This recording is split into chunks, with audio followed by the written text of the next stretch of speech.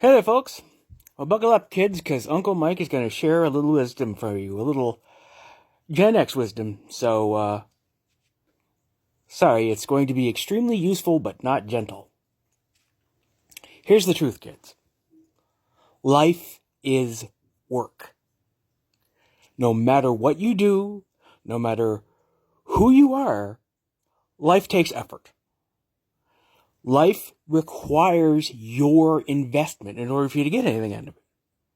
Even if you were Elon Musk and had that kind of money, you still need to decide what you're going to do with the money. You still need to,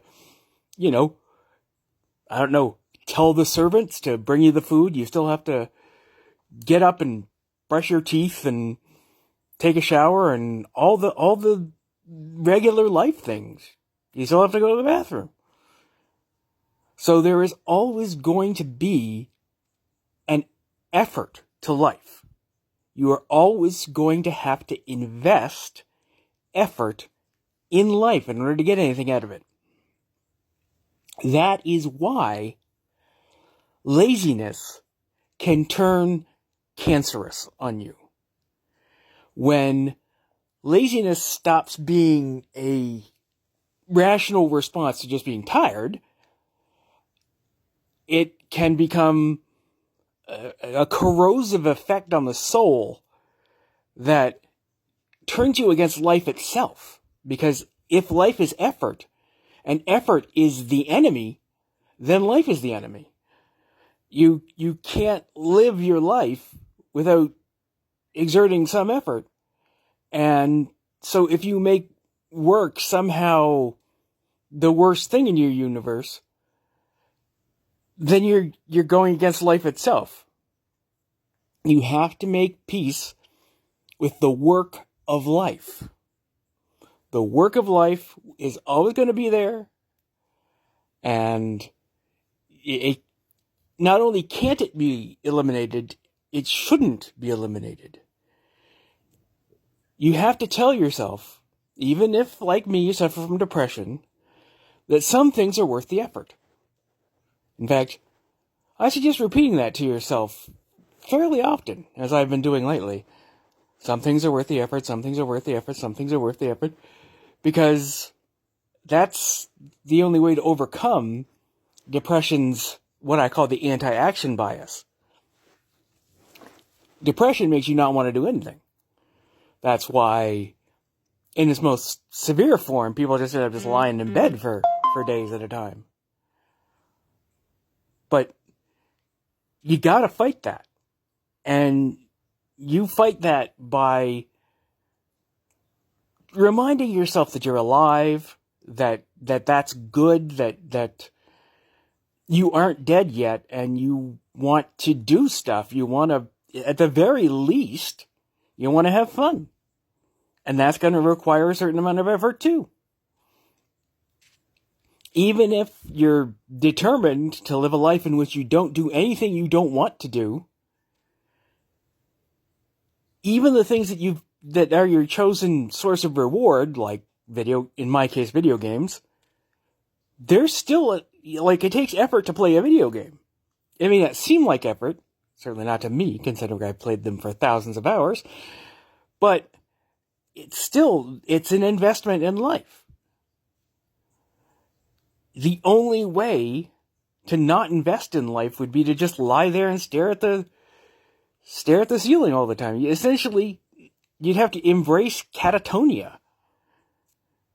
And, I mean, there's a spark within you, I know there is, and that spark is going to resist that kind of ennui, that kind of deadly ennui. And if you learn to embrace that spark, instead of constantly trying to douse it, because, oh no, sometimes it makes me feel bad because I'm not doing anything. No, that spark is your lifeline, and if you embrace it, it can essentially defibrillate you back to life, and like doctors in a medical drama, You may have to do the whole paddles clear thing a bunch of times before you start getting a response. If you've gone really far down the pathology of laziness. But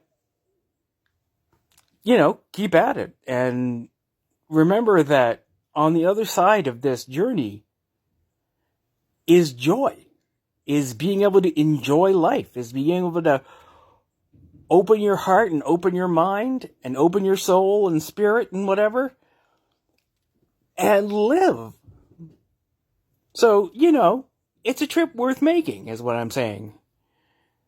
And it's way better than just being numb. The depression will tell you that the numbness is better, but it ain't. It's like having your hand fall asleep. Like, a very stupid and narrow way of looking at saying is, well, what's the problem? I don't feel anything. How can that be a problem? But of course, you're going to try and wake up that hand, because not feeling anything is wrong. It's alarming. You want to feel with that hand. And it is the same with your soul. Your soul can fall asleep, and you have to kind of shake it awake. Now, there's a bunch of ways to do that, but they all involve essentially stimulating yourself. It could be through exercise. It could be through taking a more active role on the internet, like, I don't know, making videos. It could be sex. Sex is very life affirming, even when it's solo. But the idea is to just open your heart and embrace life and let the light in.